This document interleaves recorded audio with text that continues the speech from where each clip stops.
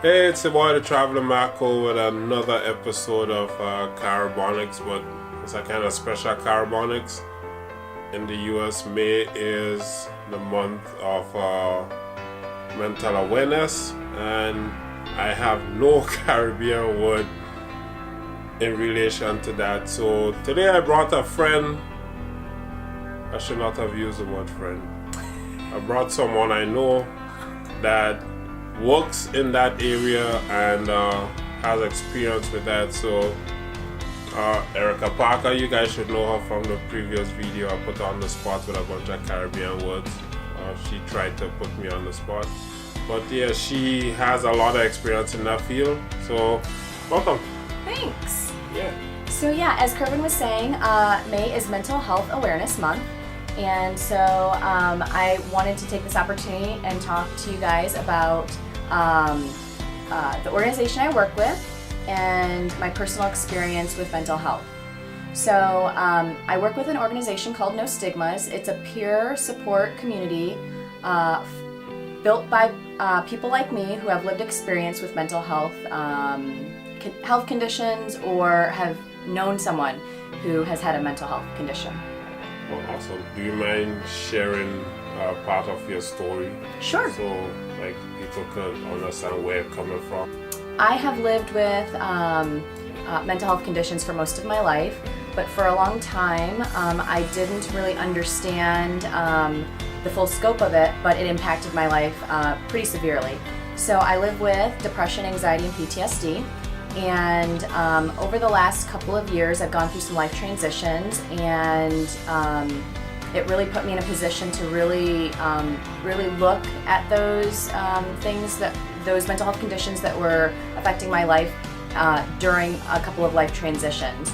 About a year and a half to 2 years ago, I was in a severe depressive episode. And I remember laying on my bedroom bed, which I considered my deathbed at the time because I couldn't get out of bed, I couldn't eat, couldn't care for myself. And I remember laying there wishing that there were a group of people like me who understood the ebbs and flows of mental health conditions. I had great support people at the time, but many of them didn't have personal experiences with mental health conditions, so it was hard for them to understand why I couldn't just pick myself up out of bed and get over it. Yeah, I think a lot of people go through that. Like I have no experience with it, so for me, hearing someone say that they're depressed or they're suffering from anxiety, it's kind of the ignorant thing to do. Be like, oh well, if you're depressed, just go take a walk and let nature take its course, and or surround yourself with a group of friends, and you should feel better. But I think a lot of people don't know what to really look for, or how, like, they don't feel comfortable asking certain questions. What would you recommend in situations like that? Specific for support people that aren't experiencing their mental health condition but know someone who is, or they're seeing symptoms of someone who is having difficulties, is to have an open conversation.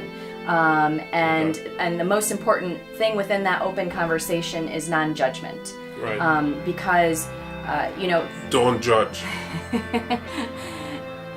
Thank you, Caribon. Okay. The stone finger. Okay. So when we judge, we don't allow people to fully express what they're feeling and allow them a space to feel comfortable to get help, especially when they're fighting so hard to just work through it. That's unnecessary stress and pressure through judgment and stigma. So that's why I work with the organization NoStigma, because we're trying to reduce and eliminate stigma around mental health so that people can feel comfortable seeking help. Right. And PTSD, you mentioned you have PTSD. The train of thought for PTSD is people that served in war and have that the memory from all the stuff that went on through war. for someone that hasn't served in a military type area, like how do they get PTSD if they haven't served? Because the train of thought is like, oh, you have PTSD, oh, what branch of the military did you serve? But not everybody that served, not everybody that suffered PTSD served in some form of military. So for people like that, how do you approach them? Well, I appreciate you bringing that up because that is a common misconception that only people who have been in the military suffer from PTSD. Right. But trauma is trauma, right? So think about if you were a young child and you were in a burning building, you're going to suffer major trauma from that. And so there's such a spectrum. It's just like with mental health and different diagnosis, like an autism spectrum. And I mean, there's spectrums for everything, right? And the same thing with trauma and PTSD. And that's the other thing is trauma, it's not equal parts for everybody. For example, we think the only way you can have PTSD was something super, super traumatic to happen, like you seeing people being, hurt in war, or being under that intense pressure of fearing for your own life. But you think about that. Think about the PTSD kind of symptomatic stuff that people are fearing for their life in war. Similar kind of PTSD models within the trauma of other people. A lot of the time the trauma and PTSD comes from people worrying about their livelihood. So you think about, that's kind of where mine came from, is as a young child, there was a lot of unsafe scenarios. And so when it comes down to it, as a child I was fearing for my life a lot of the time. So with the no judgment, I guess that's like the general response to whatever type of mental illness that someone is suffering with. Yeah, I mean, the no judgment is the huge entry point into reducing the stigma and allowing people to get help. Because when we feel judged, it feels like it's not okay to have our feelings and that what we're feeling isn't valid. And then you start questioning yourself, well, perhaps they're right and I'm wrong, but we know within ourselves what our body is feeling, what our body needs, and the best help and support I've gotten is through non-judgment, and that's opened up a huge support system for me and a lot of healing. So, it's a huge part of my healing process is to have people in my life that are non-judgmental and supportive. Awesome. So for someone that's suffering, what would you recommend? Like, what would be your advice to them to heal it? Well, I don't know that I've got like something very specific in terms of like the go-to, but I know it worked for me. The things that worked for me was getting out of the house. When I was going through years and years of depression and anxiety, I had to force myself to get out and engage.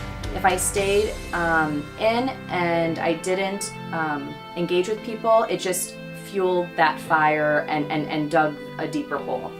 The second thing is living openly with my mental health conditions, because it allows me to get the support I need. The longer we stay behind closed doors and we don't talk about it, it's a very difficult life to live on your own. You need support, and so I would say you need to find support and find people who understand what it's like to have a mental health condition, or find people who support people in that position. And then the third thing for me, what helped me is finding my North Star, and my North Star is peace. So one of the first things I remember when we just met and in our interaction, you spoke a lot about knowing your capacity.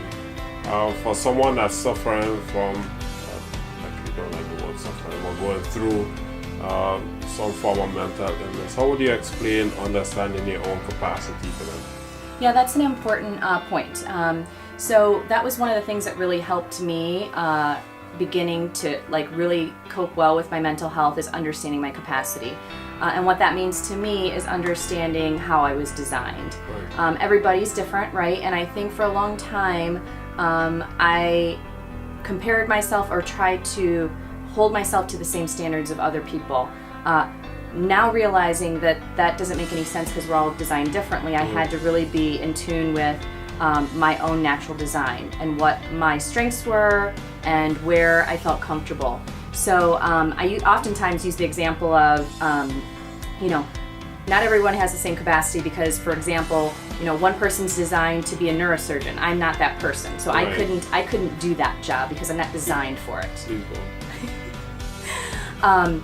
And then there's other people who have 8 kids and they are happy to raise 8 kids effortlessly. Yeah. Now I'm not that girl either. So it's just being self-aware of what my actual design is and staying within those boundaries is what helps my mental health stay at its peak capacity. And so I have to pay attention to things and different stressors and different scenarios and honor my kind of strengths and weaknesses in that. So for example, if I have friends that want to go out at night, that's not really within my design because it's not my capacity to be out late. I'm an early morning person. All those late night folks, they don't have the capacity to be up with me at 5 a.m. Sure. So it's really important to pay attention to your design and capacity so that you can really take care of yourself. Okay. Yeah, I think that's important because we all need to know our capacity, whether we suffer from mental health issues or not. It's just we burn out, and a lot of people suffer from that, just being drained and tired all the time, even though they get enough rest and they diet well. It's just you burn out because you push yourself way beyond your own capacity, and that could lead to some form of mental health issue because trying to please everybody or trying to be with everybody for every single thing. You need to stop and take time for yourself and relax and let your brain be rejuvenated. Yeah, you got to know your limits and you got to know your boundaries, right? You've got to, and that's part of one of the things you have to do is really you have to sit down with yourself and figure that out. You have to pay attention to what where that line's drawn and where stress begins, or when tiredness begins, or fatigue or anxiety starts to set in because you're stretching yourself outside of your capacity and boundaries. Right. Yeah, thanks for watching. Special edition of Caribonix, just mental health awareness, and I want to thank Erica for sharing some stuff that we might not have paid attention to. And the important thing she said is no judgment and understanding our own capacity. And I think it's very important because I'm pretty sure we know someone that suffers from some form of mental illness, or we ourselves suffer with some form of mental illness. And it's just being there and communicating and being ourselves, letting somebody know, this is what's going on, and not judging. I think it will go a long way. So again, thanks for watching. See you all the next time on Caribonix. Peace. Bye.